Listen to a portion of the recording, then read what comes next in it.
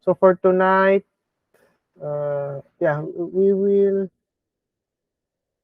Oh, Ma'am Uluwa was disconnected. Okay, so before that, let me just screenshot our attendance. You can open yours. Sir Sale. Okay. Sorry, sir. 1, 2, 3. Okay. Okay. Thank you. Ay, wait. Sige, ma'am. Says. Ay, sige. It's okay. It's okay. Attendance. Okay. Our notebooks naman has explanation, so you can explore it. So today we will be now on our fifth notebook in our basics in Python, because these basic functionalities you can later on use it in your exploratory data analysis, like in your health analytics part. Okay, so let me share my screen.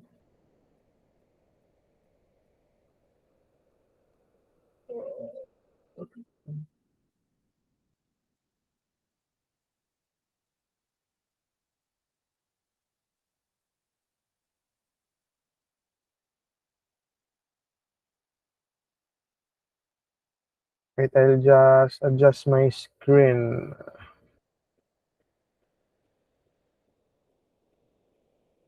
Okay. So good evening. For tonight, we will be tackling 3 notebooks. So our first notebook for today is all about control flow statements. So as an introduction, so control flow statements, or commonly known as the loops in Python, are used to execute specific blocks of code. Okay, based on certain conditions. That's why it's a control flow. So using these statements, you can control the flow of your program or your application, no, that you are coding. Okay. So the first control flow statement is, of course, your if statement. Okay. If. So what is if statement? So the if statement evaluates a condition, and if that condition is true, it will execute the block of code inside it. Okay? So for example, checking if a patient has a fever. Okay, your if statement has this format. Okay? Uh, of course, you always declare. Sorry. For example, you declare the variable again. You know now, this is the variable name followed by the assignment equal sign and the value that is assigned to your variable name patient temperature. Okay, so this is now the if statement, di ba? So as I have said, as I have said in our previous lecture, each line will be executed from top until the last line in your code cell. Okay, so in here we declare the variable, and then if, okay, parang siyang kung, parang ganon. If patient temperature, okay, which is the variable name, and after that we specify what is the condition. Okay, so in this case, if patient temperature is more than 37.5, okay, then this is the if statement. So it starts with the if, okay, then the variable, and then the condition, and you end your if statement line always with a colon. So if you see a colon in a line of code, it means that the succeeding line of code is what you call a block of code. Okay? And if you press an enter, it will be automatically indented. Okay? So you can see, if you highlight this one, there is an indentation. So an indentation in the code cell would allow you to view a dot here, there, a dot. Okay? So it is automatically um, indented as long as you have your colon there. So if this is your condition, so it is telling us that if the patient temperature is more than 37.5, what will be executed? So in our case, the print function will be executed. So I hope you still remember your print function. It will display the output, okay? The print function followed by your open and close, then your string. Okay, if you see, again, if you see a double quote or a single quote and it is colored red or maroon, it is a string. So if you run this one, okay, so if you are if you are running a code cell for the first time, you see naman that it's connecting here. It's connecting, so you will wait until it's connected. Okay, so therefore, it will be, okay, the print function will be outputted. Okay, but how if uh, uh, how how about if it is not indented? You will encounter an error. Okay, because as I have said, if you place a colon here, okay, it should be indented because it is a block of code. So you can use your tab key to indent it. Okay, so what if, okay, so all of, if this, are you getting my point? So if this condition is met, all of the block codes that are immediately below this if statement will be executed. Okay, so what if this one, print not a block code. Yan, for example. So let's try to run it. What will we say? What will we see? Okay, so we will see this one. Okay, but for example, if you, diba, it was printed. So for example, uh, let me just change this to 36. So if you run this one, what will you be? What it will be? What you will expect as an output? Okay. So the output is not a block code. So this is outputted because it is not part of your block code. It is not indented. Are you getting my point? So, for example, that's why what's this one? It was treated as an ordinary print function. Okay. Uh, uh, whatever value here, it will be printed, no, because it's not included in the block function. So, for example, we included this one as a block code, okay? So nothing will be printed already because the not a block code is already part of your if statement. So I hope you're getting my point. Okay? So be sure that when you write your codes, okay, indentation is very important also, okay? For example, yeah, that's one. Oh yeah. So so a colon should always follow, the line below a colon should always be indented. Okay? So let me just, yan. Okay, so if you print that one, this code will always print it because it's another line of code. Okay? It's not part of your if statement. So that's the if statement. So this is the overall what's this? What do you call that one? Overall format of an if statement. Okay? So you can read the above cell code here. And we go now to the elif and else statements. So after an if statement, you can have any number of elif. So elif means else if. Okay?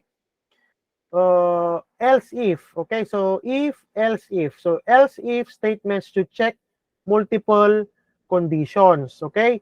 If none of the conditions are met, the else block is executed. Okay, so for example, again, okay, we set the variable and we set it to a variable, a value of 39. So as I have said a while ago, the line of code will be executed from the top going down. Okay, so this will be executed, meaning 39 will be stored in the variable name patient underscore temperature. Then it will evaluate. So if patient temperature is less than or equal to 37.5, we will print this string. The patient's temperature is normal. Okay, so 39. Is 39 less than or equal to 37.5? Basically, not. It's not. So it will evaluate the next line of code, elif. So in other programming languages, it's else if. But in Python, you use the elif. Okay, elif function. So elif patient temperature is less than or equal to 38.5, print this string. So it's 39 less than or equal to 38.5. So therefore, we expect that this line of code will not be printed.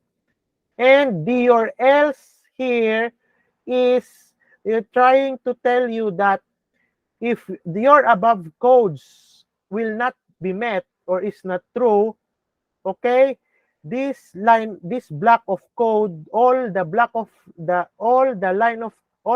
of codes below or included in your else will be executed. Okay? So if you execute this one, therefore the else statement is executed. So how about if you include, so in here you can have many elif as you like. Okay? So elif, for example, 39 yan, that's the 39.5. So high fever, moderate. For example, moderate.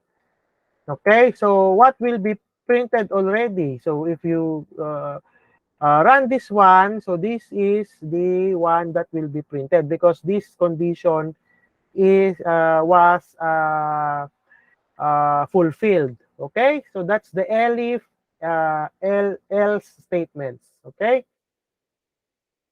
Okay, now we go to the loops. So what are loops? So for loop, so the for loop in Python, this one, is used to iterate, meaning it will run the codes, the line of codes, okay, over and over, okay, over a sequence, like over a list, over a tuple, over a dictionary, or over a string. Okay, I hope you still familiar with the list, tuple, dictionary, or links.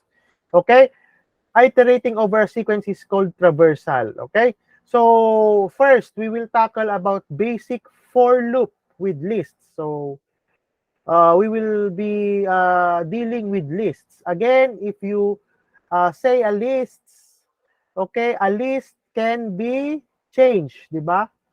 According to our last lesson. So you can use the for loop to iterate over each element of a list. So example, we would like to iterate over a list of patients' name. So again, we declare we have these items in the list. So a list is enclosed with square brackets, okay, then followed by your items separated by comma, okay, and the like, okay, and then of course at the end there is no more comma because it's the last item in your list. Then for the for loop, the format is you use your for, okay, for and then you declare another variable. Okay? For example, what is the item all about? Okay? So for example, di ba, Alice, Bob, Charlie is a name. So that's why we place it a variable called name here. Okay? Then the in. So for name in patient names, this one is this variable. So this for is it's telling us that for a name in the lists, okay, for a name for an item in the lists, okay, we call the item name for easy description, right? So this is an item, an item of the list. So for an item in the list, or for a name in patient's names, we print them. We print the name. Okay? So that's why when you run this one, it will print all the names in the lists, or it will print all the items. Okay? So that's the for loop. Okay? So again, it's a block of code. This is a block of code. Okay? So again, if, elif, and else are should have a colon in the last in their line of code, then of course it's a block of code. Okay, so if you execute this one, all the block of codes following that line will be printed. So that's why it iterates all the items or all the names in your list. So that's why it printed all the names in your list. So that's what it means when you say for loop. Okay, so you can read this one. So again, a list name, patient name is declared with 4 patient names or items, Alice, Bob. For the for loop, okay, it will iterate over each element in the patient list. So for each iteration, the current element value is assigned to the name variable. Okay.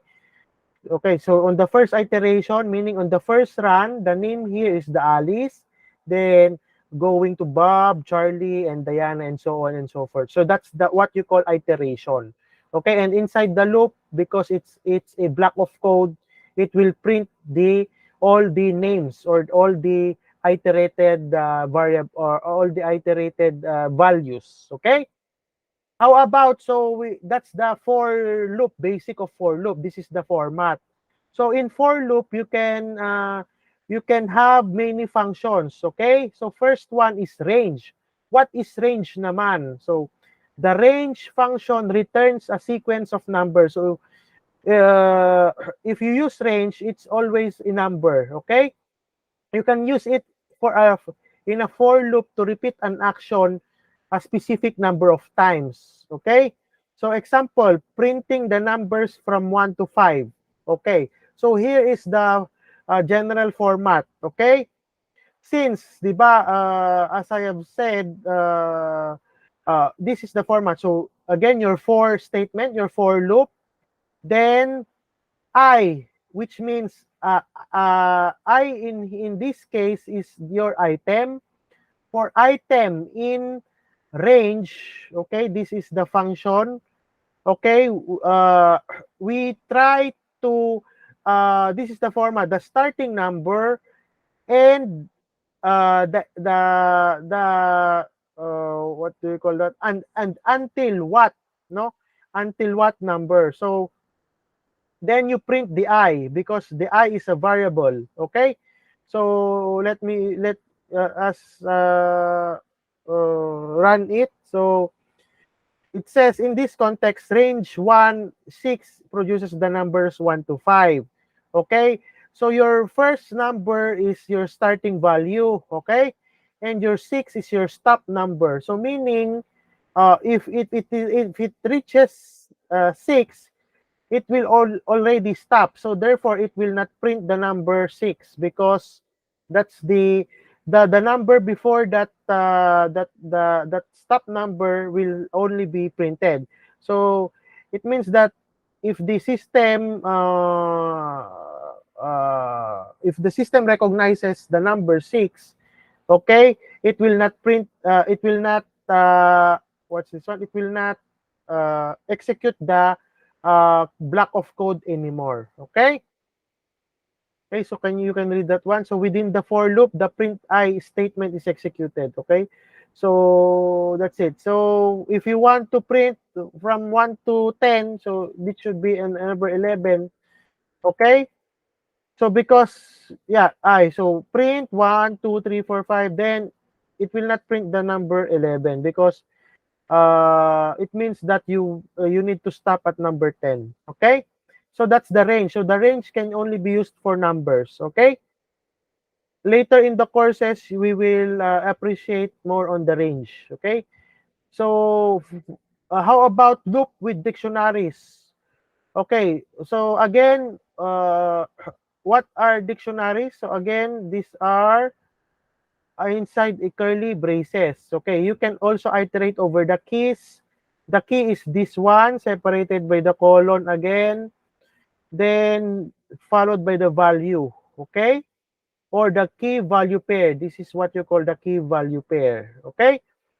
In the dictionary, using a for loop also. Okay? So, for example, iterating over a dictionary of patient records. So, again, this is an example of a dictionary within a dictionary because this is your curly braces already, which signifies that this is a dictionary. And then this is the key value.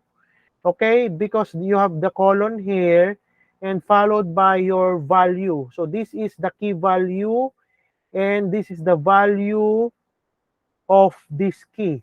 Okay, so if you want to print this 101, the value is this dictionary, That's why it's a dictionary inside the dictionary. So this is how you can code dictionary inside the dictionary. Okay, so this is again your for loop for record. So we call these items. So these are your value key value pairs or your items in a dictionary.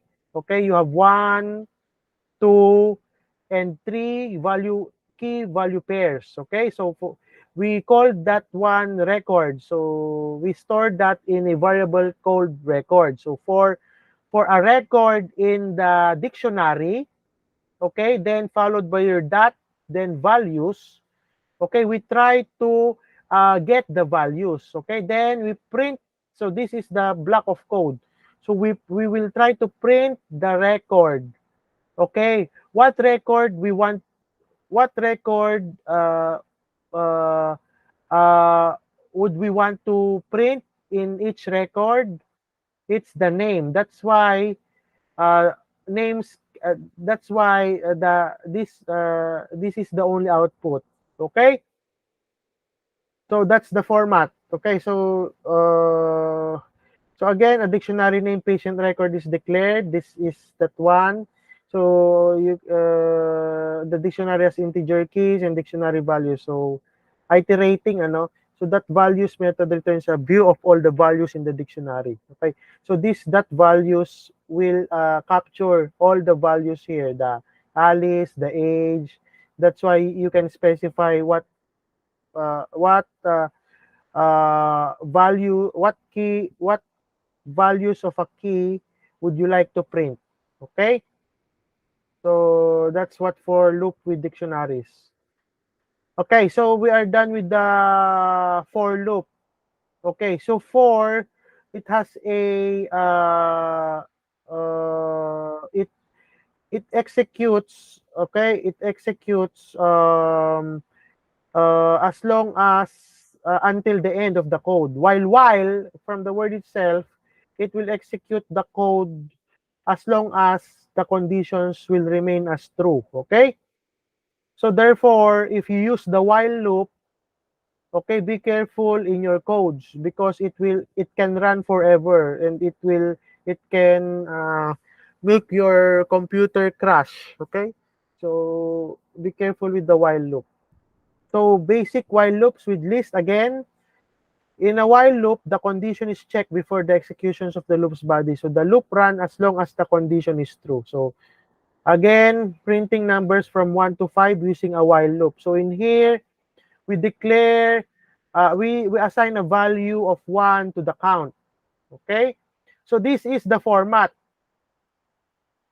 Okay, so don't forget this format because you will use it in your one of your activities later on. So we assign count is equal to 1. So it is telling us that while count is equal or less than 5, you print the value of the count. Okay? And then uh, you add 1 to the value of the current count. Okay? So that if this statement reaches this 5, it will stop. Okay, so let's see. So what if we did not include this count? What will happen? Oh, it will loop forever. You see? So it will hang. So oh, it hung already. Sorry. Because you will only be printing the value of the count 1. Wait lang, I will just it crashed. So that's why I told you that be careful with the what's this one, with the while loop. Okay, so if you remove this one, the code will, diba, you assign value 1, so print the count. So you will only be printing 1 1 1 1 1 1 1 until the end, because it's not stopping because this condition is not met. Okay, so that's why you add 1 in the value of the on the value of the current count. Okay, so for the first, diba, when you first run this code, okay, count is equal to 1, so you print count. Okay, so it's 1 here. Then the next time it will run again, diba, the count here is 1 plus 1. Okay, it will iterate, diba? While is also iteration. Okay, this one, the value already here is 2. So uh, it is telling us that count is count is equal to plus 1. So the shortcut there is plus 1, not equals plus 1. So like this one. So the proper way on how to diba, for example, wait, I will explain again. So diba, count, diba, we assign the variable name, the number 1 to the variable count. Then this is our while loop. So while this count is less than 5, it should print the value of the count, which is in the first time it's number 1. So it printed this value. After printing it, this code will tell us that please add 1 in the value of the count. So that's why when the while loop again iterates, okay, while count is less than or equal to 5. So in here, it is now evaluating 2. Okay, so the value of count here is already 2 because you already add plus 1 here. Okay, are you getting my point? Then print count again. So print the value of count here, which is 2. That's why it printed number 2. Okay, then again, the 2 here, you should add again plus 1. Okay, so again, it loops again. So in here, it's already 3. So is 3 less than or equal to 5? Yes. Therefore, it still printed the value of the count, which is 3. That's why it is printed here. Again, 3 here, please add 1 again. So another while loop. Count this time is 4. So is 4 less than or equal to 5?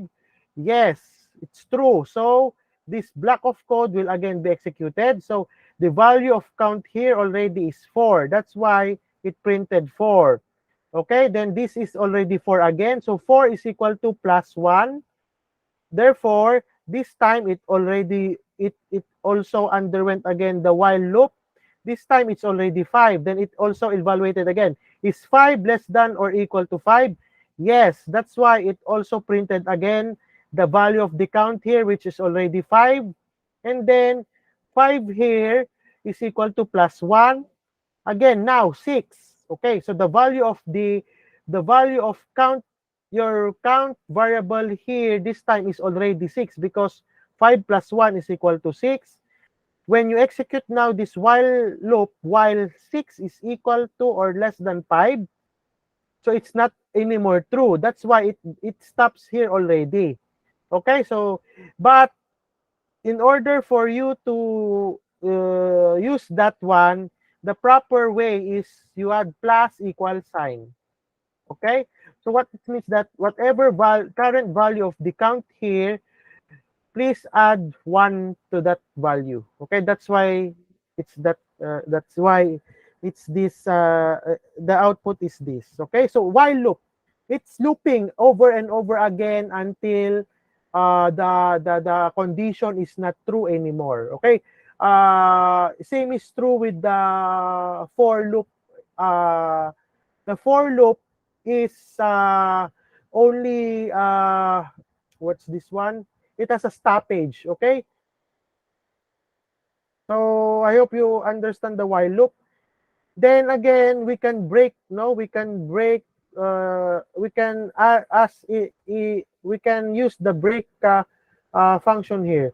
So the break statement is used to exit a loop prematurely. So if you don't want to execute the next line of block of code, you use the break. Okay, so what again, okay, so again, same template. So count equal to 1. So while the count is less than or equal to 10, okay, we print the count. But if count is equal to 5 already, we should stop.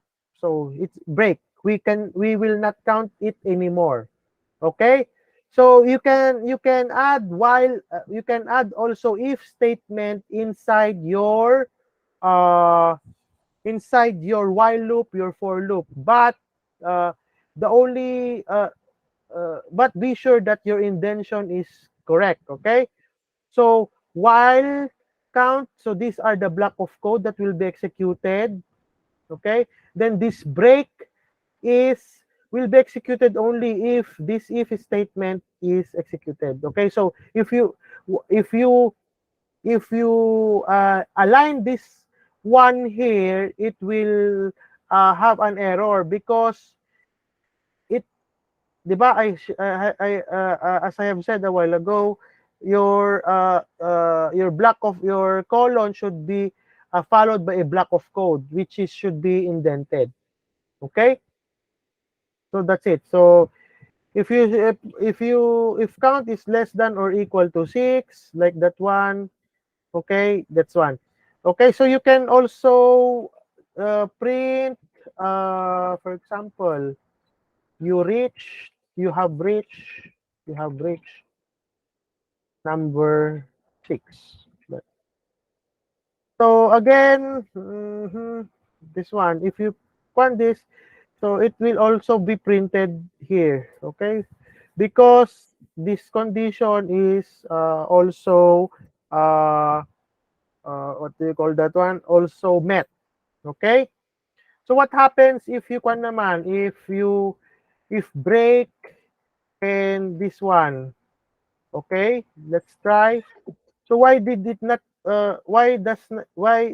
print this one? Because you already declared a break. So break, stop, and this line of code. Okay. So I hope this is very clear. Okay. So you can have if else also inside. So for example, this one. Okay. We don't have the break here. Then else. Okay. Else count is 10, for example. Let me try if it will gonna be okay. Break. Okay, so let's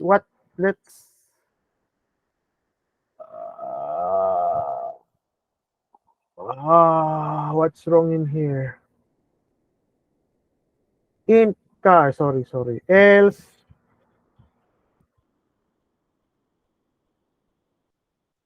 what's wrong in here? So are you getting my point, ma'am, sir? Any question? Any question, sir, ma'am? Are you None, still sir. there? You still there? Yes, sir. So far, no.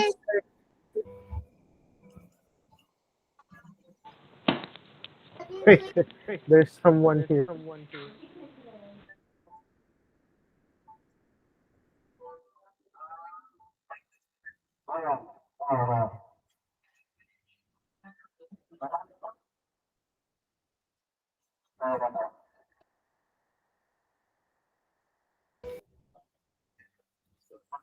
Sorry, sir. It's kind of noisy here outside.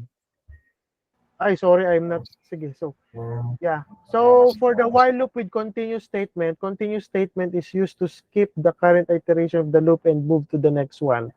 Okay, so if you count equals 0, while count is less than 10, it says that the count will be added to 1. Then if count, okay, is, what is this one again? The modulus. Okay, the modulus, meaning the remainder is 2 is equal to 0. Okay, continue to print the count. Okay, so meaning, because we are printing the odd numbers. Okay, so for example, odd numbers is 1, 2, 3, di ba? 0. 0 is less than 10, so you count it plus 1, it's become 1. So if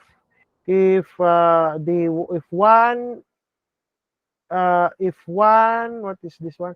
If one is when one is divided by 2, okay, and and the modulus is 0, meaning there is no remainder, okay, you continue to print the count. So then again, iterate it again. This time it's, where are we now? 1, 2. 2 is less than 10, count plus negative 1. Okay, 2 plus 1 is 3. 3 modulus is 2, like that one. So, be sure that you understand your code. Okay? So you can it's Okay. readable. It's readable naman, ah. So it's readable. So here. Okay? So that's the for loop, while loop, and the uh, flow. What's this one? The control flow statements or the loops. Okay, so let me just let me just show your activity here in the control flow loop, so that before we go to the next topic.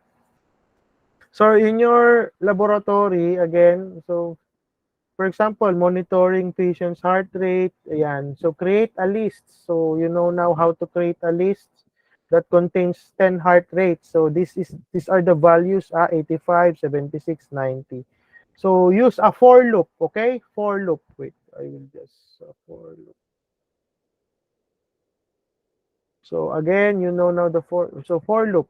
So use a for loop to iterate through the list and print whether each heart rate reading is normal, 60 to 100 beats per minute, or abnormal. So in here, the output should be like this one.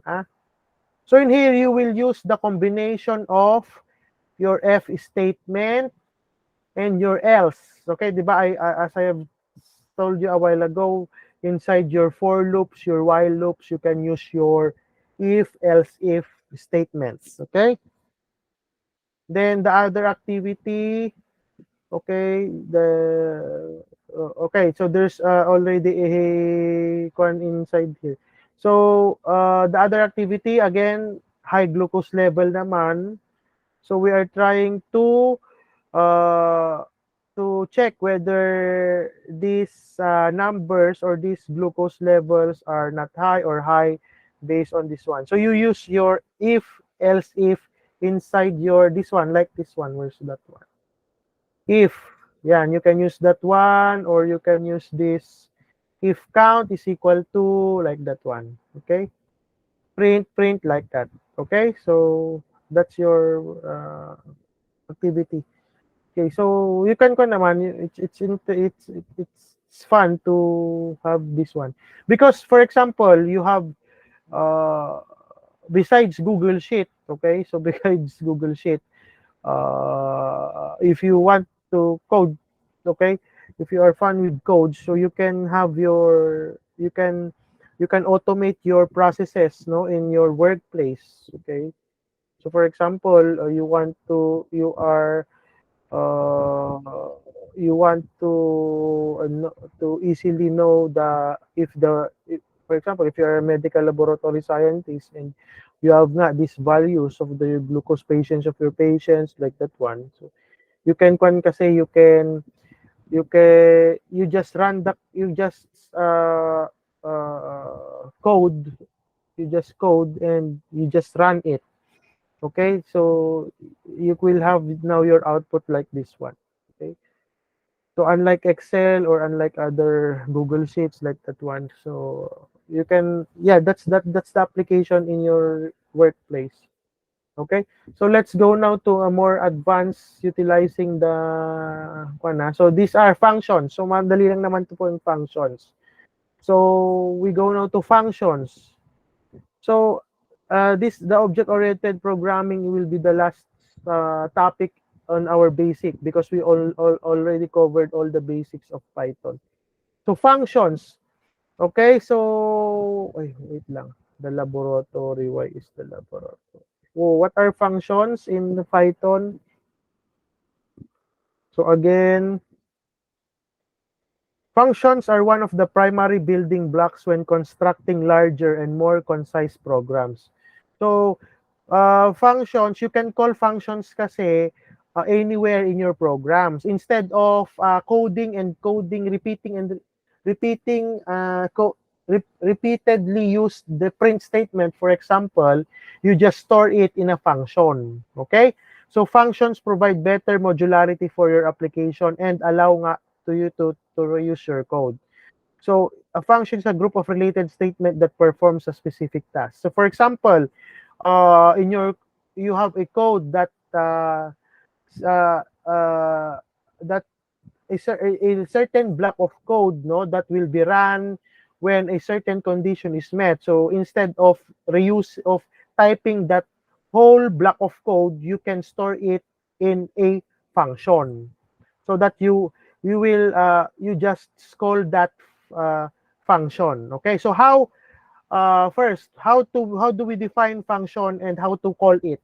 So functions in Python are defined using the keyword def, shortcut for definition. Okay, so we define function, so followed by a function name and a pair of parentheses, and again your colon. So if you see a colon, the next line of code should be a block of code. Okay, so this is where we store all our lines of codes that we want to be executed when that function will be called. So for example, here, so we define the function. So again, you use the keyword def followed by your function name, so anything. Then followed by your open and close parentheses and your colon. And then here, print hello health analytics profession. This means that the function great, okay, has a line of code that it has, what's it called? It will execute print function. It will print this line of code. Okay, so how to call the function? You don't need to use the print like that in order to have output. You just call that function using the function name followed by the open and close parentheses. Okay, so in this case, we have kasi parameters, what we call parameters. So we will learn in a while what are parameters, what are attributes. Okay, so again, the keyword is used to declare or define a function. The parentheses are used to specify parameters, as I have said, but in our case, there is no parameter here, so it's empty. So the colon, the start of a function block. So this is a function block. Okay, then the print statement is the body of the function. So it will be executed when this function will be called. Okay? So that's it. So what are parameters and arguments? So functions can take inputs known as parameters, okay, and perform operations based on these inputs. So when we call the function here na, in the calling part of the function, we provide the values for these parameters, okay, known as arguments. Okay, so parameters, parameters are inside the open and close parentheses following the function name when you define the function. Okay, when the close and open and close parentheses is already in the calling part of your function, it's already called arguments. So these are the functions that you want, these are the values that you want the parameter to be executed or displayed. Okay, so again, there are two parts in functions. We have to define the function, and then call the function. Okay, so in here we define again the greet name. Then this time we will print. Okay, this is your F statement. I hope you still remember what are F statements. F statements again allow us to use the variable, the value of the variable real time or dynamically. Okay, so whatever value you assign to this parameter or to a variable, it will be used immediately. Okay, so we will try to print this one, hello, and whatever name we will specify. Okay, so we define greet again, then we define a parameter. So a parameter is also a description of what you would like to call, no? So for example, you want to call a name. So therefore, you specify this as a name, a parameter called name. Then when you call the function, that's the time there is an argument already. So what value would you like to assign to that parameter that you have placed here? So in this case, again, you call the function, then you assign whatever value that you will, or argument, ano ang argumento mo, parang ganon. So, or whatever value would you like to assign in this parameter. So in this case, we want to assign the string healthcare professionals in the parameter name.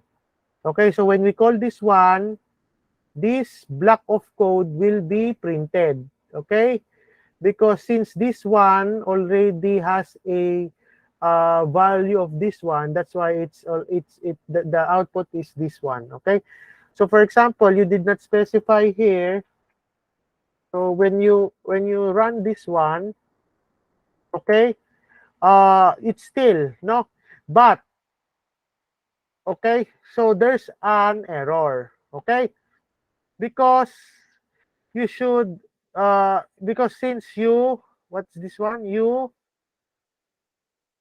place here kasi an argument, so a parameter, so every parameter should have an argument. Okay, so let's take a look at now on the next one.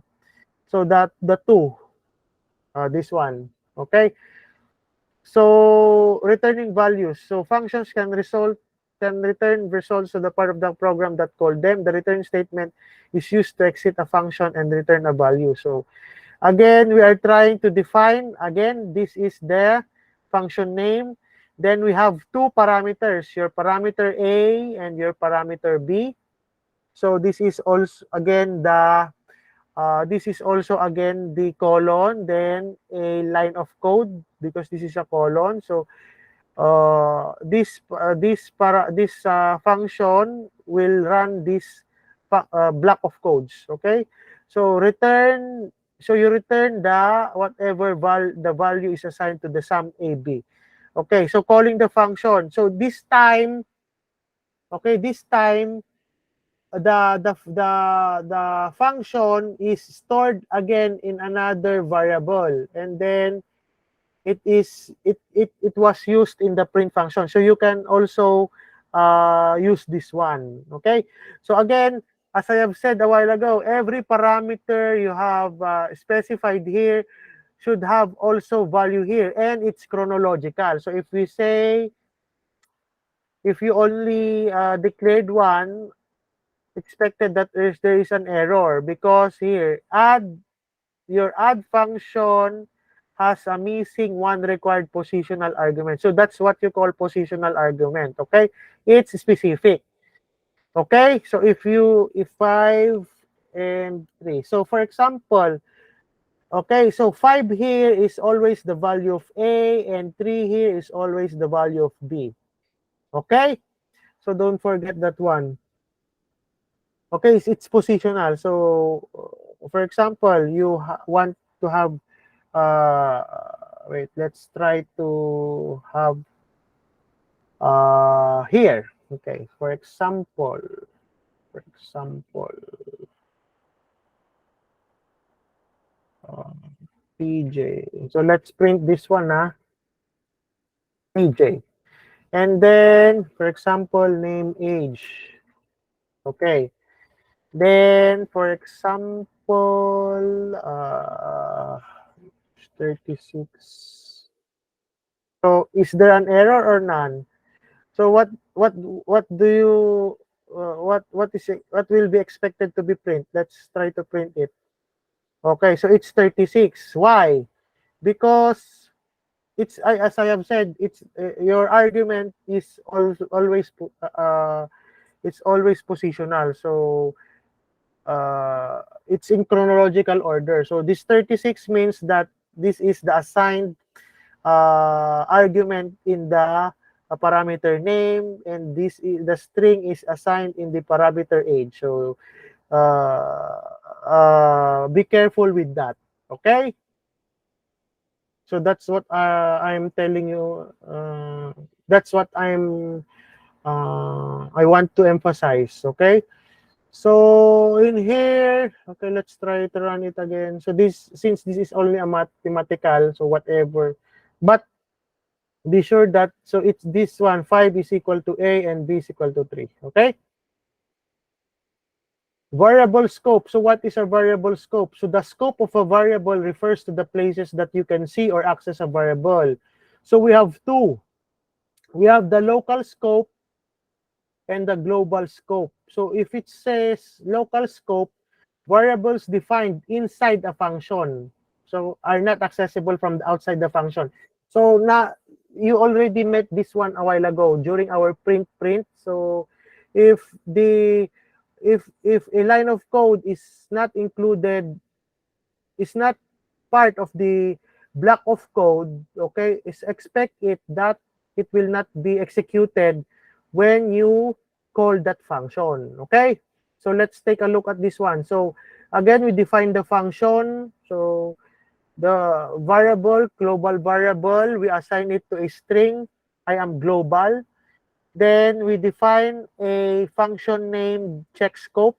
So again, we don't have any parameter here. Okay, then followed by a colon. Then inside this one, we are assigning local variable with the string I am local. And then we print the local variable, which is this one. And also, we print the, okay, we print the global variable, which is supposed to be this one. Okay. And then, this one outside the function. Okay, print global variable, the output should be I am global, and then we will I commented this out first. Okay, so what does this code means? So this one, okay, is this part, is this part.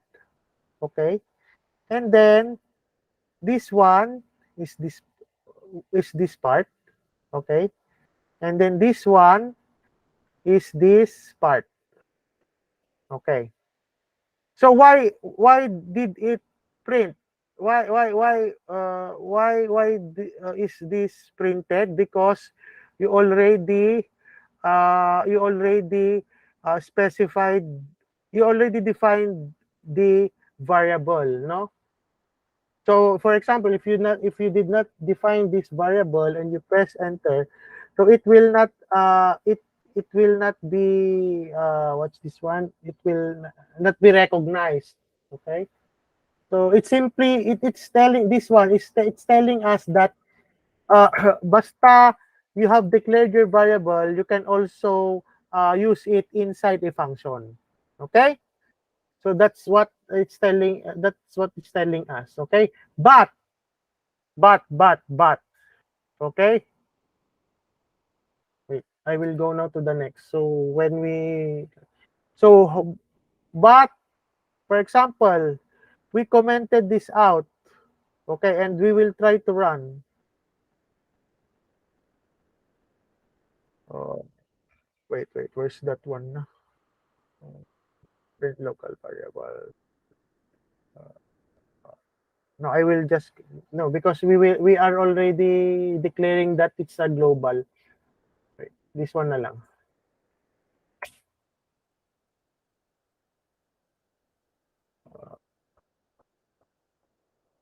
Wait, I will just because we already run that one. So I hope you are familiar now with the positioning. Okay. There is no error here anymore because we already run this one. We already have declared kasi na the local variable, this variable is already global. Wait. I'll just try to run again. Oh, there you go. So there's already an error. Why? Because it's already outside the function here. Okay? Because you did not declare because the local variable is not declared, okay? It's not this one. The local variable here is not declared outside the function, okay? But this one, the local variable is not defined. So if you want to print this one, this is one option. You declare it as global, or let me try. I think you can have also this one. You bring this out. You declare this one. Okay. Oh, so it's already printed. So are you getting this point? So declaring a variable always is always what's this one? In your code. Okay, it's best practice that you declare all your variables at the beginning of your notebook. Okay, so for example, you are again having another coding in cell line number 100 na ganyan. So so that you will not be confused, you can declare all your variables at the cell code 1. Okay? So that's the best practice. You declare all your variables at the top. Okay? So it's not why does not have any error anymore here because you already declared here. Okay, when you did not declare here, okay, it's only a local variable. It's only inside the uh, function check scope. So again, let me just okay, I will try to run and there's no error. Why is there not an error? Because you already run because it already recognized that you have declared previously. Okay, so it's number 3 na eh. So we need to restart this one. So the next time you run, it's already error. So have you getting the point of what in your previous lesson? Okay, because when you already run a certain code, it is already accessible. Okay, it's already in the system. Okay, so yeah, so there's an error again. So so that's the explanation of this one. Or you can use, or if you want to not, if you want to declare a variable, okay, to be global, you use the global like this one. So you use the keyword global. Okay, so if you use the word global, okay, this variable is already treated as outside the function. Okay? So that's it. So this is a simple application. So for example, you are a nurse and you want to automatically calculate medication rates. Okay? So create a function to calculate the dosage of a medication for a patient based on their weight.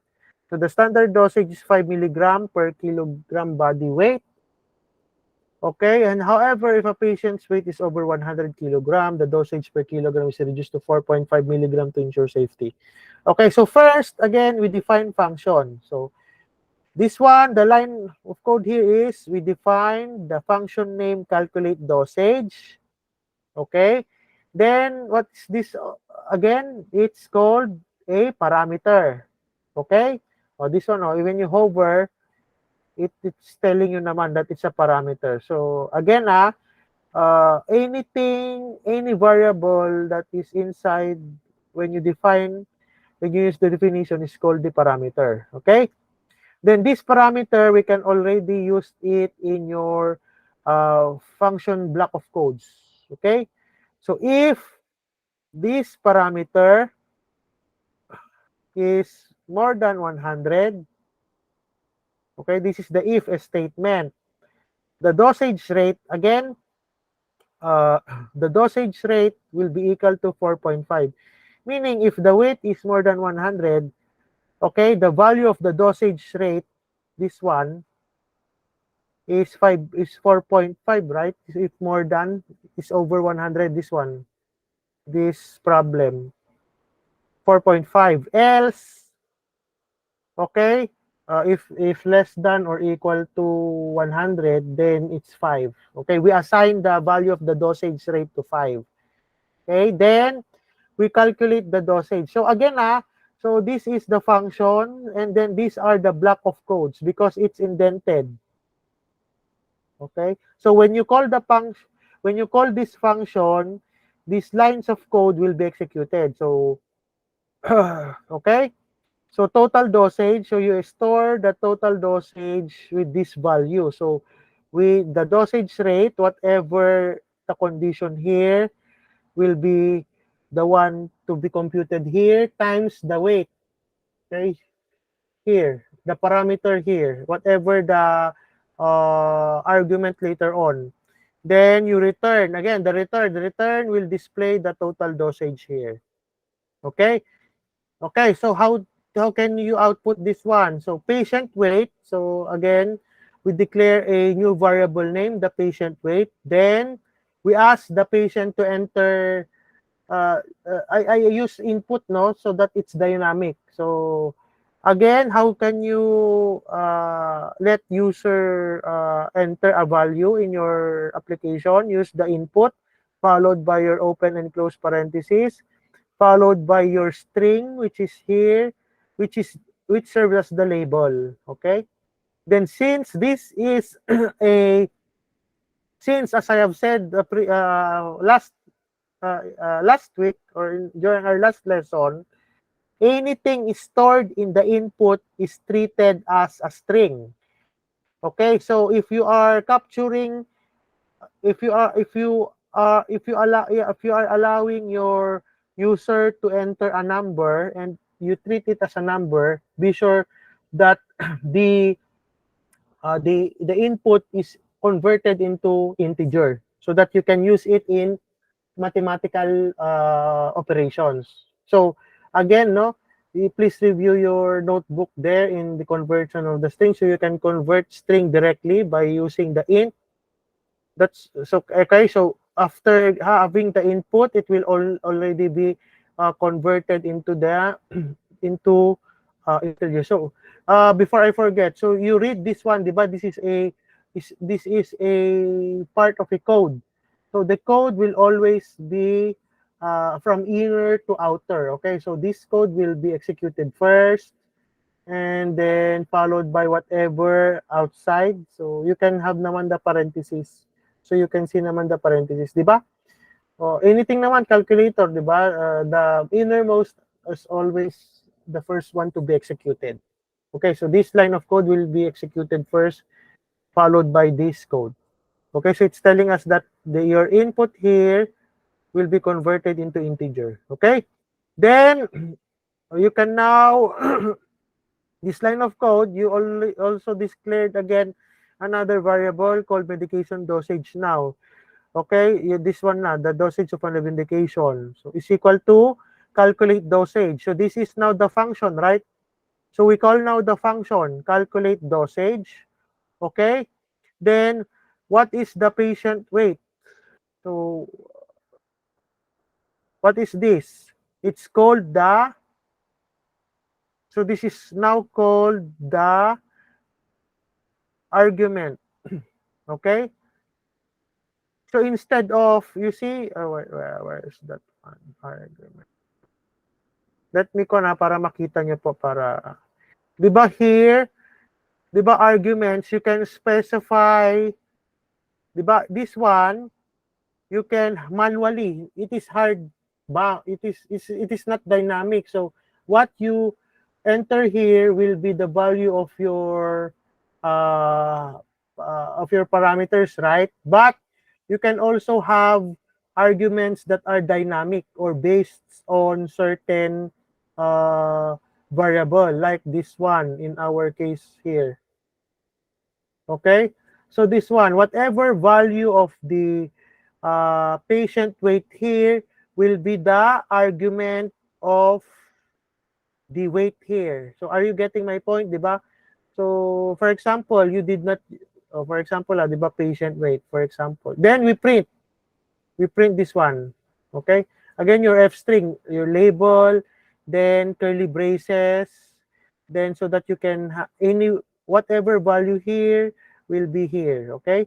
So when you press enter, let me just show you. Okay?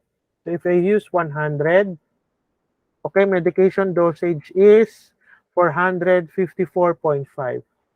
What if, uh, what if we specify, for example, 400 here? What will be the output here? Let's try, if will not be error. Okay, so for example, I inputted 500 here. What will be the output of this one? Sorry. Oh, sorry. Why it's 1.8? Okay, so that's your assignment. So why is 1.8? So I will be, I will leave it here. Why it's 1.8? Okay, because, okay, we'll answer now. 1.8. Why 1.8? Sige, your assignment. Where is 1.8 derived? Wait, I will just short. Oh, this one. So let's analyze. Wait, I will just restart the runtime so that we will not be. Let's run this again. I think it's not 1.8 eh. Wait, Opo, 500. sir, ang laki. Oh, this why 1.8? Oh, Where is this computation? So we analyze. 'Di ba?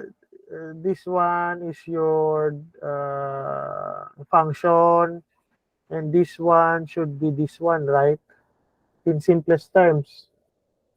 But the weight here sir, is, bali, ano, hmm, sir, bali yung you calculated the dose 400 times yung 4.5, is it? oo.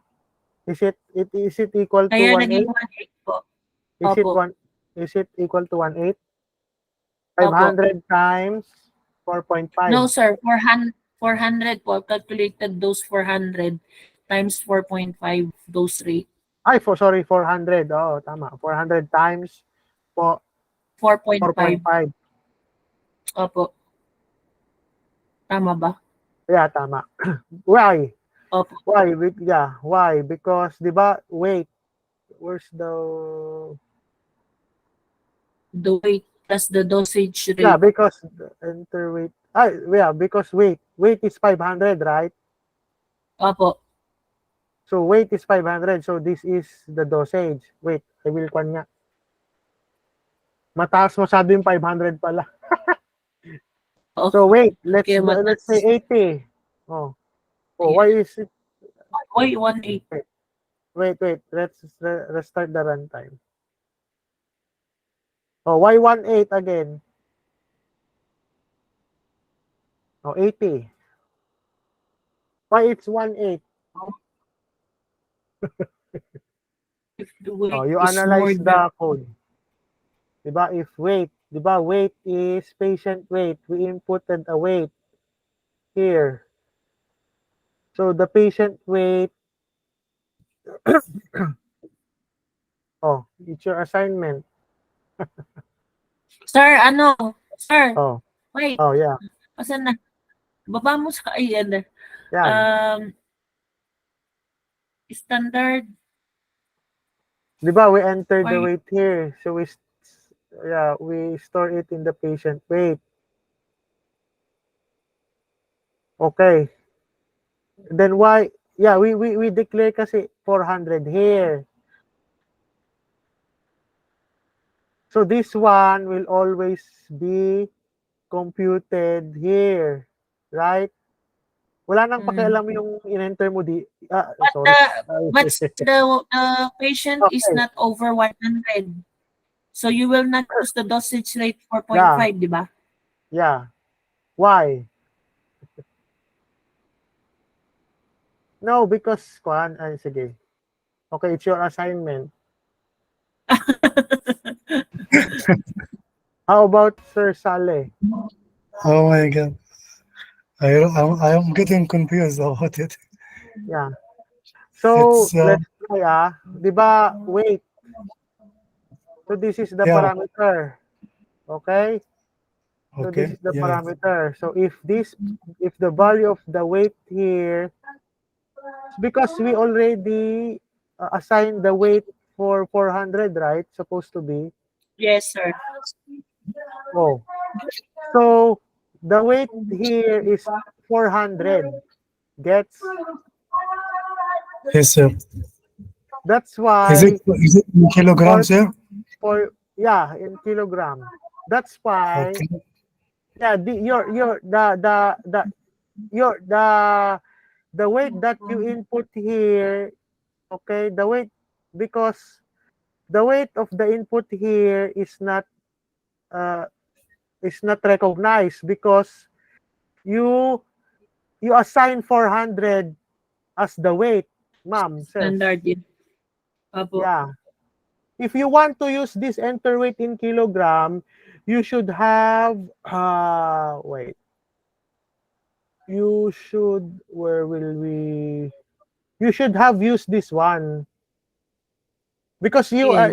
you did not already, di ba? You are not using the value of whatever input here because, di ba, as I have said a while ago, in a simple definition of function, this is a function, and this is a parameter, the weight. Okay, then if you call Yeah. if you call that function here, this is the calling of the function kasi, ma'am says, this one. Apo. Kasi this is the function, di ba? You call the function, then whatever you assign here will be the value of the weight here. Yes. The It weight was here is standard. 400. So Apo. 400 is more than 100, right? So the dosage rate is Yes. 4.5. Okay, That's so why are you it's- following? Yeah, that's why. Apo. But if you use weight here, what will be the 80? What will be the value? So why it's an error? Okay, sige nga, why it's an error? Because the weight, Error because determining the dosage rate, you put the weight more than 100, sir. No, ma'am. It's already Hindi. name error. Because Name. what does it mean? Because we did not declare the variable weight, right? So we are not declaring the variable weight. We are only evaluating. Diba we Okay. don't have weight is equal to like that. Yes. Let's say weight is equal to 400. So, 1/8. Okay, so it will not Okay. con na. Okay? Yes. So, yeah, you assign this one. Because you assign this one, so that you will use this one. So, whatever value here, this will be, okay, this will be the this one is the argument of this one, right? Are you getting my point? Because in Yes, ma'am. function, you define the function, you place an argument or a variable here, which is the weight. So what will be the value of the weight? So you are defining the value of the weight in your, when you call the function here. Sorry. Okay, did you already understand what the function is? What function is? So Okay. whatever you place here, this will be the value that will be calculated. So in our case, it's 80. So when you enter this one, 80, so what value is here is this one, because you assign this as the argument, whatever value here, okay? So are we clear? Yes, sir. Okay. So yan lang naman, yung function. So you can exercise in other activities. I will show you the activity. Where's our activity? Here, functions, yeah. You can base naman in our activities. Yan. Monitoring patient's temperature. So, nandito naman. So, if in your activity, you try to code by line. Okay? So, how do you can this one? So, for example, so I will give you an example. Number one, create a function name. So, how do you create? Define. Then the function name. Okay? Fever. Then, followed by the argument temperature, right? Then what is lacking here? Like that. Okay? Then, how can you can now? The function should return whether the temperature indicates a fever. Yan. Ask the user to input the temperature like this one, right? This part, like this one. Okay? Then call the check fever. Okay, with the user's temperature. So like this one. So whatever value here, okay, you call that function and you print it. So the output should be similar. Okay. It's not an F statement. Okay, it's not an F statement. You will only print the output of this one. So it's simpler. Okay. So you try first because we will discuss naman the answer. Okay, so that's one. Then also calculating insulin dosage. Okay. That's the Create one. a function. Medication. Yeah. Yeah, it's one. Yeah. You can kasi, for example, you can, 'di ba, in our field there are calculators na, 'di ba, medical calculators. So how can you calculate for your BMI like that, or whatever calculator, or your drip you want to convert uh instead, yeah, you can have that. You can compile your notebooks, and when you need those in your work areas, you can use your notebooks, no, in to have your you can devise your own medical calculators, no, for example, formulas like that. In Excel, however, you can do it, but in Excel kasi is yeah, okay. So yeah, that's one application again of your fund. You can have your medical calculators. Okay, so let's go now for the last topic for tonight, which is more advanced again. It's ko naman from uh yeah, it's sanga-sanga. What's the English of sanga-sanga? The new lesson is based on the previous lesson. So now object-oriented programming. So this is defining class, okay? Class and objects. So what are class and objects? So object-oriented programming is a programming paradigm based on the concept of objects which can contain data and code. So if we say data, it is in the form of fields, okay, or what we call the attributes, and the code. We have the methods to call. So, okay, first we will try to discuss what are classes. So classes. So in object-oriented programming, a class is a blueprint for creating objects. So classes encapsulate data for the object and methods to manipulate the data. So while function, you use the keyword def. Okay, a class simply, you use the word class, the keyword class. So example, defining a class to represent a healthcare professional. Class, so like for example, class, like amphibians, like, basta it's a description of a specific group, like that. For example, class, like in your classroom. So you have a class. A class consists of students, consists of teachers, like that one. Or yun nga, in our case, healthcare professionals. Healthcare professionals can include doctors, nurses, pharmacists, radio, like that. So how can we define class? So again, we define class by using the keyword class followed by your class name. So this is your class name, okay? So unlike your function, it has no open and close parentheses, okay? So it is immediately followed by your colon.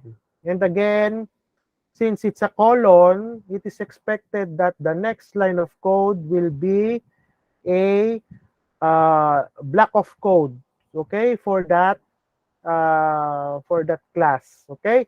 How can we access its attribute? So if we say attribute, okay, whatever, so how do you define attribute? You define attribute, okay, this is an attribute, so you assign this string in this attribute. So in defining a class, okay, you can assign attributes or variables, okay, other term variables, okay, after within the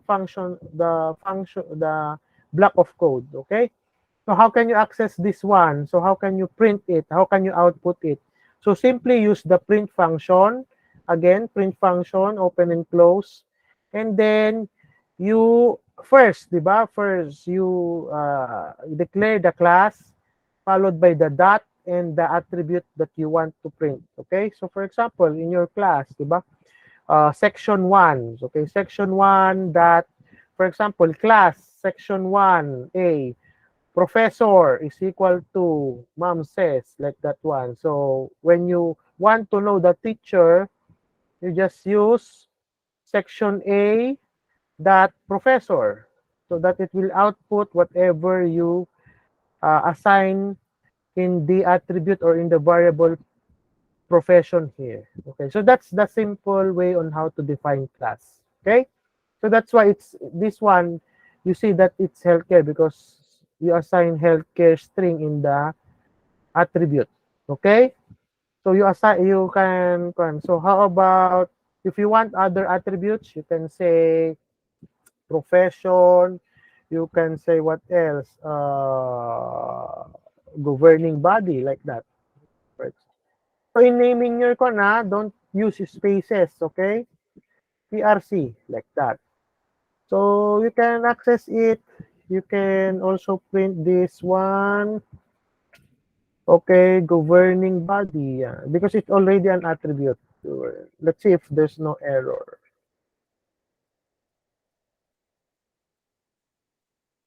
It's connecting.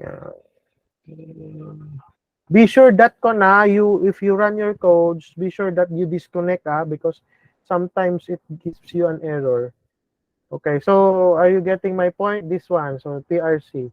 Okay, so because you declare the attribute here, the governing body is PRC. So you access here by that whatever attribute you want to access in the class. So that's a simple way on how to retrieve class. Okay, so you just read that one. Then creating an object. An object is an instance of a class. Okay, we can create multiple objects from a class. So creating objects of healthcare professional class. Diba? Again, this is our class, the healthcare professional. Then we assign an attribute.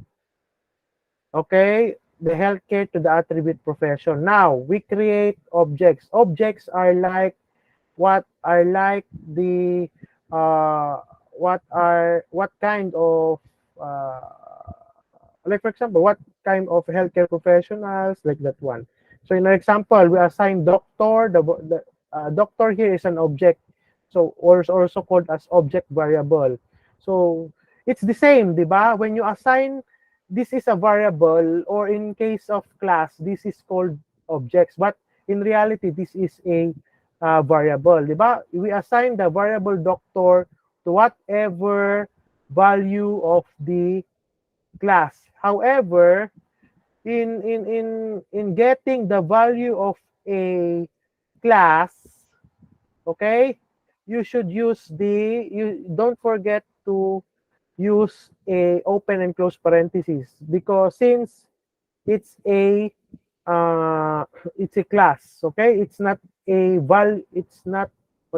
a simple because if you did not uh, uh, uh, place this one.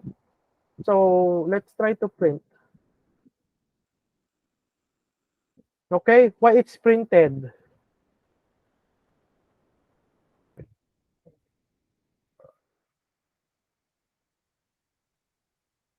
Are you still there? Yes, sir.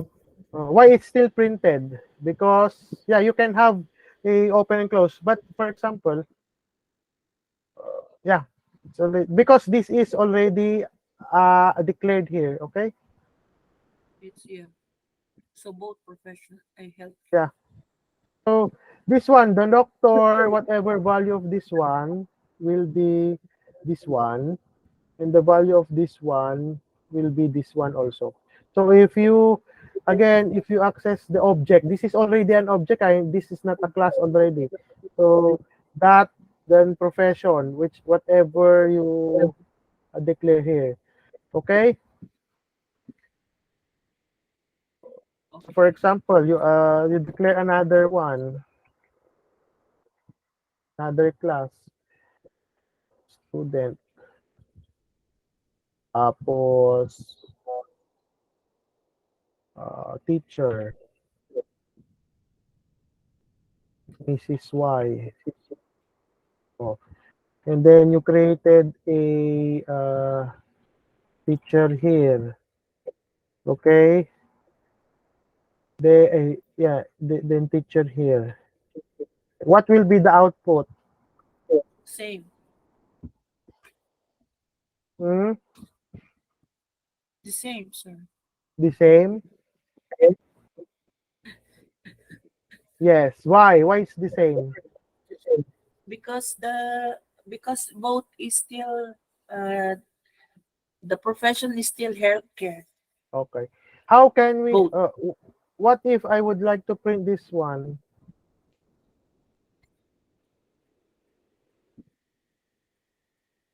I think there's an error. There's an error. How about when you print this one? Still healthcare. Kasi the output is both healthcare for the, di ba, Tasha? Hmm. How about when you want to access this one? What would you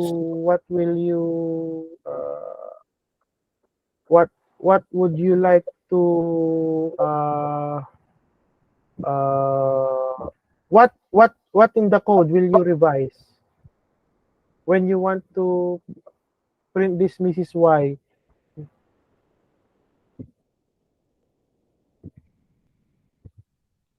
This one, you get your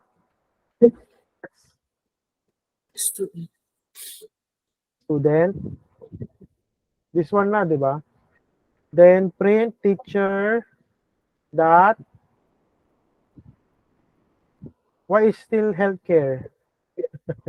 Kasi the output you put, sir, is still healthcare. Kaya healthcare pa rin siya. Because it's still the profession, no? Opo. Okay. How about if teacher dot teacher would be an error? I think so. Pero Why? Let's see. is still healthcare. Ah, Mr. Y. Mrs. Y na pala. Yeah, because Ah, you because the teacher is already, teacher. the teacher, you get now It's the Mrs. value of the student. Okay. Yeah, Yeah, because yeah, this yeah. is your class. Do you define here? Yes, sir. And then, yeah, but Kona, di ba, this is not good, okay? Because, for example, okay, let's continue. This one, di ba, you said teacher here. Even though, before careful with your code, even though you declared this one, di ba, you declared the object here, di ba, teacher. So be sure that that profession, okay, ah, what? That profession, this is not what should be the proper way on how to code this one. Although there's no error. If you would like to get this one, Use the okay, teacher as instead of yeah. profession. So you, this one, objects, di ba, teacher, okay, syempre, student yan, okay? And then, this one here, what should be, again, you access the, di ba, you access the student ba? Teacher, that's right, di ba? And then, Then, what's the value of this one? Healthcare, again? Oh, it's already student. error. What about if it will be student, sir? Yeah, that's correct. So that's the correct one. Oh, why it's wrong? Um, What error? Because student is a class, ma'am. Oo nga. It's a class. Yeah. So how can you declare it? Teacher ito, di ba? Teacher. Oo, teacher. Tama ba, ma'am? Di ba, this is the Teacher is teacher. profession, teacher. Okay. And then, So it will be Mrs. Y. yeah. Yeah. But it's not readable, right? How can you make it readable? A profession, di ba, professor, doctor here, then the profession. Di ba? The teacher here is the teacher. So for example, teacher. So you can have this as name, teacher. So that, oh yeah. How about if this is the case? How will how will you revise this one? You put the teacher that Oh, name of there's no teacher. there's an error now. You will change the print teacher that name of teacher. Where? Here or here? Sir, the second one. Yeah. No, sir. The second one. Given? Okay. Yes. So this one will be There. here. Yes. Okay. Okay. So you got it. So kwan lang kasi nalito kayo kasi teacher din yung ginamit dito. Okay. Ayan. So mas klaro na. Eh, but why is it that when I doctor, how about doctor? And Cannot. name of teacher. No.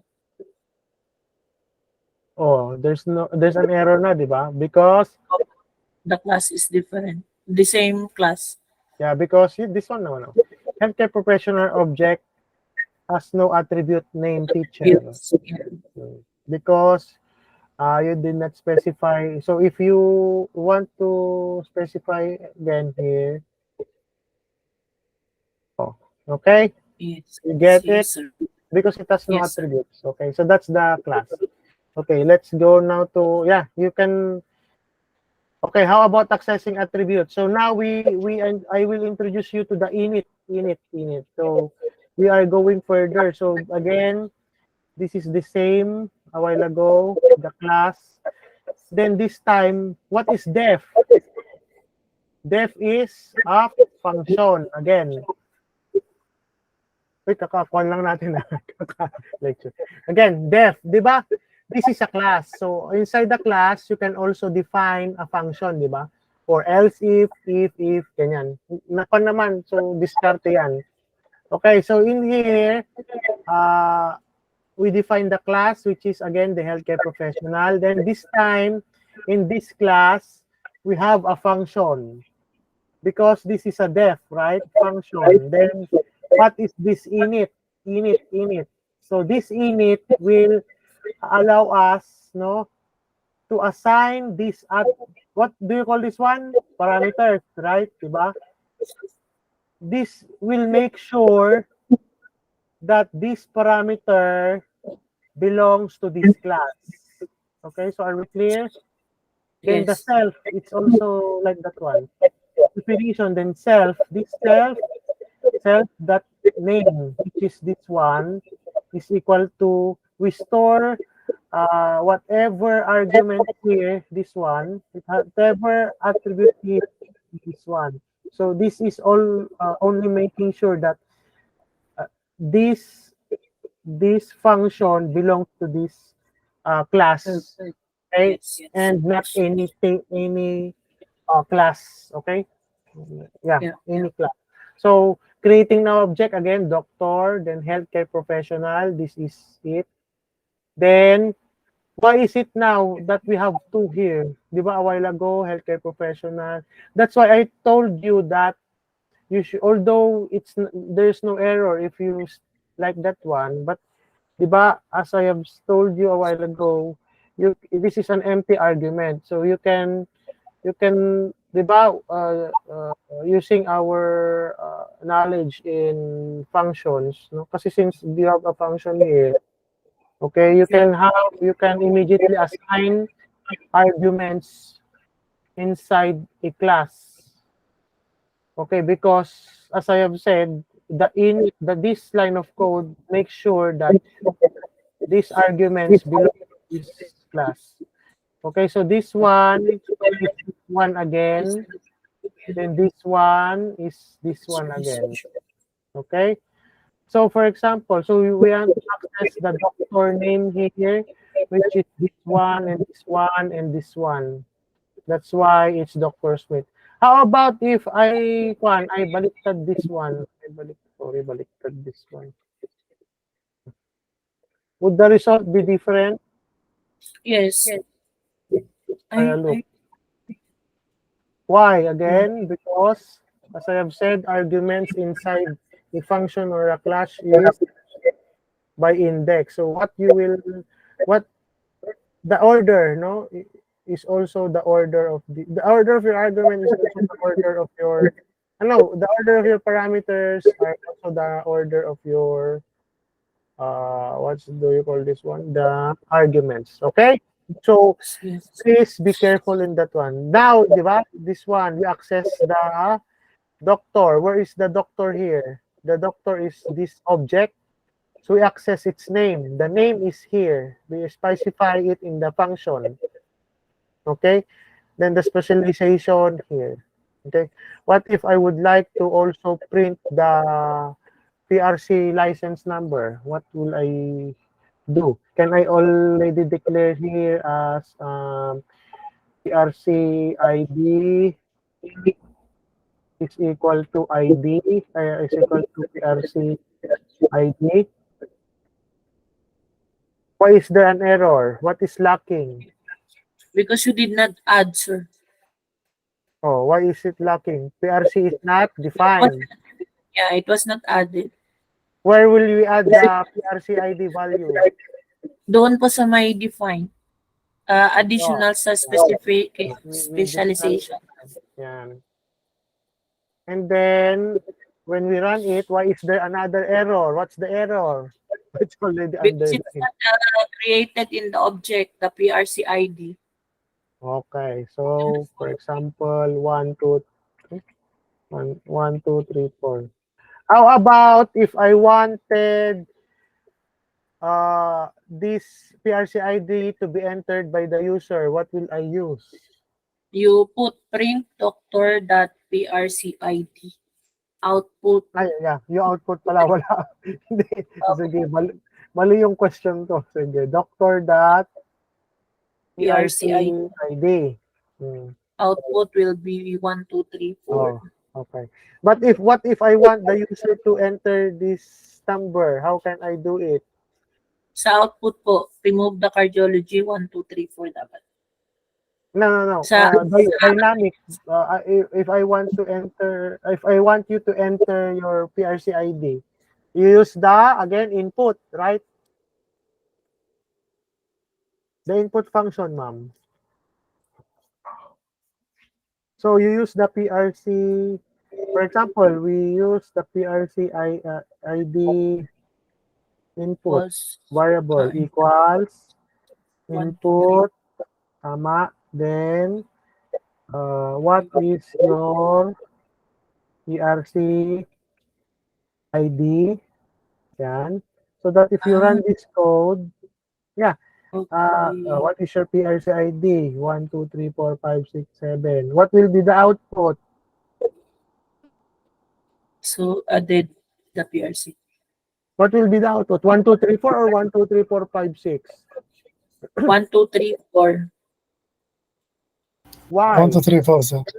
Because you created the object as 1, 2, 3, 4. How can you then display the input of the user? What will you change here? So you will, if you want the 1, 2, 3, 4, 5, 6, 7, then you will change the 1, 2, 3, 4 to this What will number, we- sir. You what? will put the 1, 2, 3, 4, 5, 6. No. What? No. What if I want the input? The entered license number of the user. You use the variable here. Diba? Again, the input of your user is stored in this variable. So you should use here. Okay. Is there an error here? Oh, diba? Yes. Oh, for example, 8454444. Do you understand that? Yes, sir. This is hard coded. If you use string, if you want, it's fun. If you want to be dynamic, whatever variable, you can use variable. Okay, it's also the same with the function a while ago, right? So you can use. So big sabihin yan. If you also want to this one to be dynamic, and you can declare here. So PRC. Be sure that for example, PRC, for example, what's this one? Specialization input. This is only a variable, so a variable can have any name. So this one. So for example, let me copy. What is your specialization? Okay. So so if you want to use this one, okay, you can have this one. Okay. The input. Where will you place it?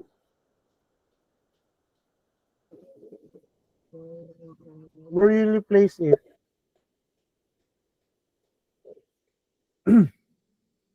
For example, specialization input.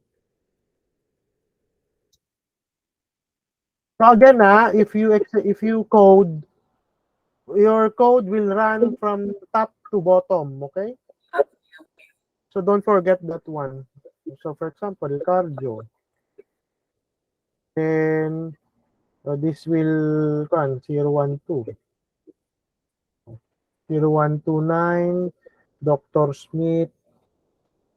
So why is it that it's this why is it this is the order?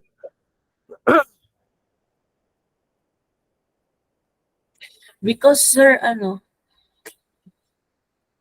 specialization. Because first, because you asked the PRC ID, so even though you put the cardio PRC ID, still the answer will be 0129 kasi yun yung naka-input mo dun sa tama ba sir? Oh, wait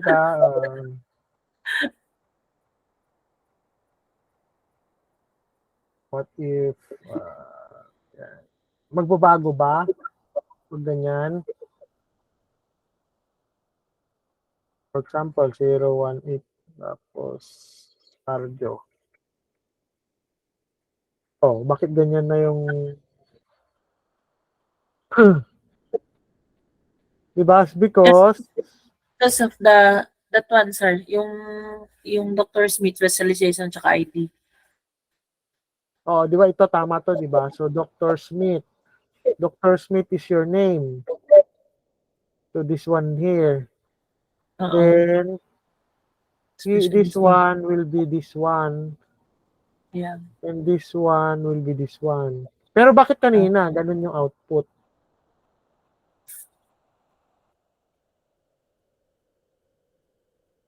Ayan. Panglito lang ano.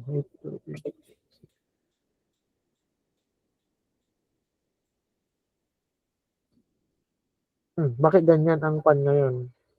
Kasi yung specialization po yung nauna mo dyan sa creating the object mo, sir, di ba? Okay. Yan. So kung ano yung linagay mo dito, yun din yung lalabas. Okay? Yan, okay na yan. Yes, sir. Okay, then how do you modify? Same lang din. You modify, simple lang. I-call, you can call this one, this part. So, for example, di ba, you want to modify this one and this one. For example, hard-coded. So, you can modify by directly. So, this one, the attribute, this is the object, and its attribute, this one. Then, you only assign, okay? You only assign. That Okay? one is easier, sir. Yeah, that's easier. But how can you, yeah. For, yeah, kasi ito Because that, dynamic na eh. yeah, It's a the other one dynamic is because you the input eh. Oo. Yeah. Okay. Alam, you know na so this one only. Okay. Then, deleting attributes, it's also easy. You use the del. Yeah. Okay. Del. So, this one. So, it will be deleted na. So, this is why is this the only output? Because you deleted the specialization. Okay? So, when you print this one, what will be the output if you print this one? If you execute, I mean, if you execute this code, what will be the output? Magkakaroon ng error. Why? Because you deleted the attribute specialization. I Okay. don't know. Diba? Simple lang. Simple lang. Sabi sa inyo, si Python is simple. Ayan. So, let me... Okay. So... wala na.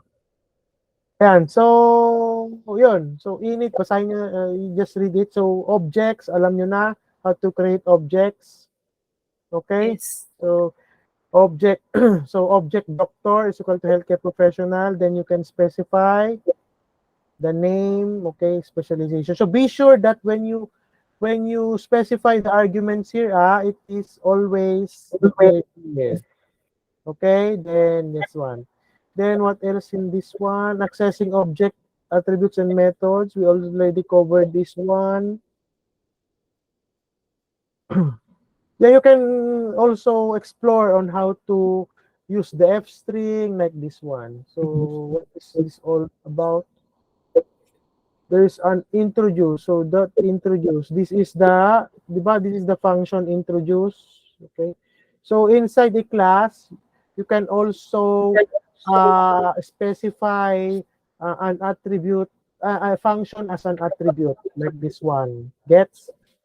You always include the self because the self I will show you by and by, because the self will make sure that it is pertaining to this class. Okay, then the init will initialize this one. Okay, because if you did not specify this one, this will not be initiated. Okay, so this one, did you understand this one? This is, diba, this is a function, right? Yeah. Then this is the block of code under this function. So if you call this function, okay, if you call this function, this will be executed. Okay, so doctor, we create an object doctor. Then this is the healthcare professional. This is the healthcare professional. Then we print the doctor name. That's why this is one. And this one, why is the doctor, what's this one? Why is it that the doctor is also printed here when you print this attribute? Because you need to introduce also the name, the self name. Because the function is also within the class healthcare professional that is specified here, diba? What if I introduce class? What if I use this one? Student. Will this be printed? Wait, I'll just restart the runtime. Will still be the same, sir. If we run this, why do we have an error? Kasi wala siyang attribute. Because this Kasi wala introduced function is now an attribute of the class student. It's not anymore an attribute of the class healthcare professional, because doctor is an object of the healthcare professional. Yeah. Correct? Or wrong? Yes. Yeah. So if you Correct. want to print the what, yeah, it's mind-boggling, you know, to conduct.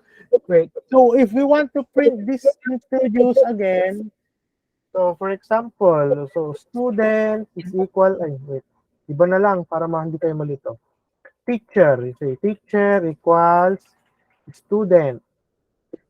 Okay, then open and close. So can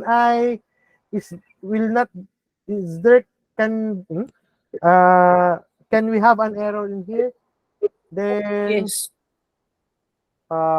let's say teacher dot introduce. Will it produce error or not? Seems it's You need to not. complete because the creating object is incomplete. The creating object. Let's see. It's What's the not error? complete. Wala Healthcare siyang professional object is wala siyang yung na-create na object wala siyang pangalan in ito, ano, wala pa pala ito. special. Sorry. No. I-delete mo ito. Sorry. Ayan, may error pa ba? Yes, sir. Anong error? What's the error? Kasi Student wala siyang object ano sa has no attribute. Opo. Wala siyang name. Why? Opo. Why? Because the teacher Why equals does is it need a name? Because this one, di ba? So how do you fix Opo. it? You put the name and specialization put under the teacher equals is One. Name, specialization. Tama. And then what else? What will you... so let's run. Oh, there's an error again. What is the error? wala po, missing po doon sa introduction, doon sa ano sir, dyan sa object, creating the object. So you should also Oh, is there an error? Oh, may error ulit. Anong error? Sir, itaas. Ah? Oh, Sir, sige doon nga. sa Oh, ano, where's the error? doon sa attribute mo kulang din. Yung sa Saan? output mo. Ito? Sa baba po. Hindi po, sa baba. Yan. Ito. O wala po siyang ano. Wala, di ba dapat ano, meron siyang print, ganun. Dito, ma'am. O, This is the hindi po error. dito sa, dyan ba? Student takes no Hindi po, argument. So what is the argument here? How to fix this? Okay. Diba? Oh. You can read naman this one. Student take no arguments. So teacher is equal to, so this is the line of code that is missing. So how can we fix this? Diba? Let's go na. So Sir, class, diba? healthcare professional. We can delete this one. We can delete now this Okay. one. No. Kasi may may nag-call tayo dito. So def, introduce, self, name, specialization, print, okay? Because you don't have that self name. So let's try.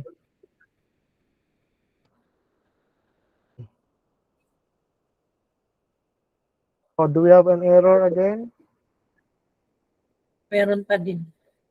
Where? Where is the error? Oh, Kasi how sir, can doon you fix sa, this? Hello, sir, hello, hindi hello, ba hello. mali, sir, hindi po Apo. ba mali doon sa under the calling object method? Kasi Saan wala dito, kang ma'am? sa baba po. Kasi wala siyang ano output o mali. Dito? Opo. Anong ilalagay dito, ma'am? What will Sa we... kagaya po doon sa assessing object attribute, supposedly ipiprint mo din yung teacher or no? No, because this is already you call now the object, ma'am, so you don't need to print. Okay. Okay, so that's your assignment.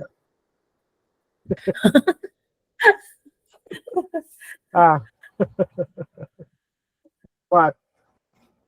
Sige. So that's your assignment. Okay, so this the init method is a special method that is executed. Okay, it's used to initialize then self parameter. Okay, so you can read that one. So you can define again. So for example, this one. So okay, so schedule. Okay, the self, the date, like that one. Okay. So what are we trying to do here? Again, di ba? Patient, class, okay. Then followed by your init. Then your schedule appointment, okay. So yeah, you pa na lang. Di ba you ka naman na. So this is the definition, the init. Hindi ba dapat may init yun, ma'am? May init. Oh, you try if there's an init there in your notebook. Init, then self name, okay. Then this one, another function, okay. Okay. So okay, so how can we fix now this one? Then we will connect.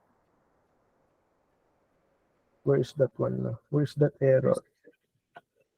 So Yan. class healthcare professional. So we define a function. Okay. Sir, Kasi we define the sir, function eh.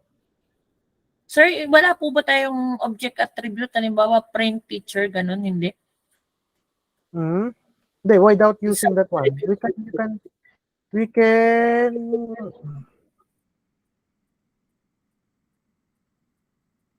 diba you need the init. Oh, this one, is there still an error? Yes.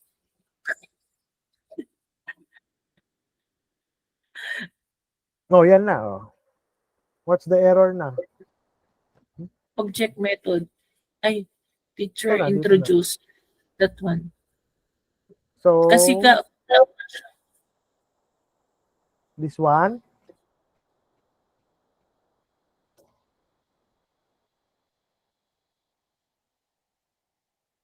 Ayan. is Because link this now becomes the, di ba ito na yun, ma'am? introduce. Produce. Yes po. This is the function na. So, let me try what you are telling me a while ago. Basta if you define a class, okay, you should have the init. Wait lang, nasaan na ba yun? Yung problema natin kanina. Yun, di ba? Eh, this is the one ba? Ay, no.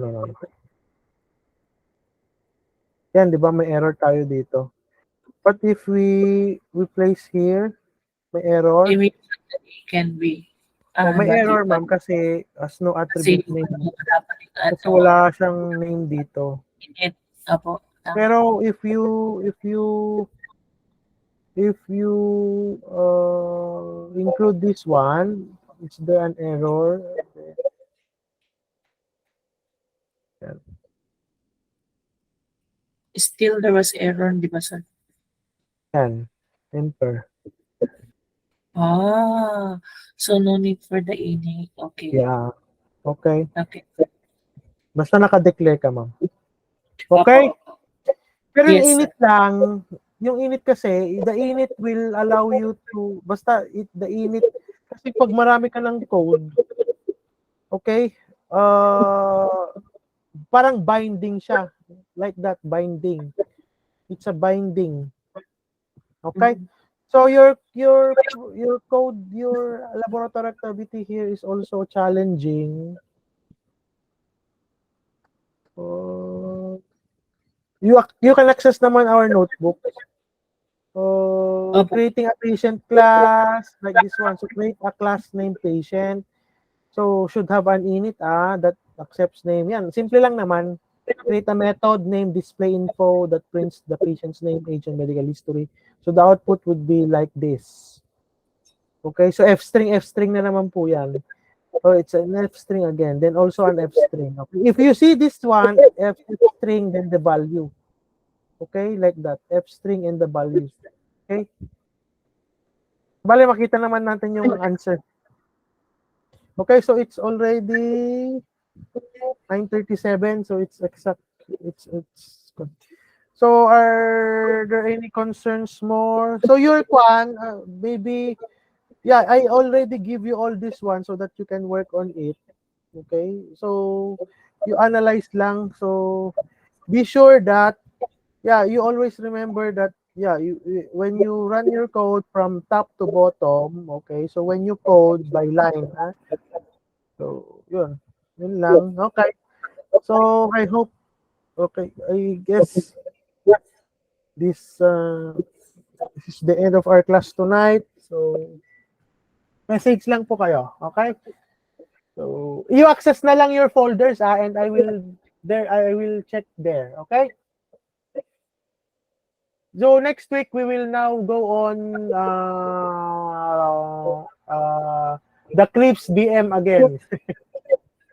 When we are in the the Excel, so the Clips DM. Because in health analytics, project, we always use the Clips DM. Okay, so we will learn how to load your data set in Python, how to manipulate your data set, your data frames, like that one. So, yeah, okay? So, read na lang po yung mga kung you can read the R codes because you will encounter them again during the case DM. Okay? That's all. So, thank you. Okay. Bye-bye, Bye-bye. sir.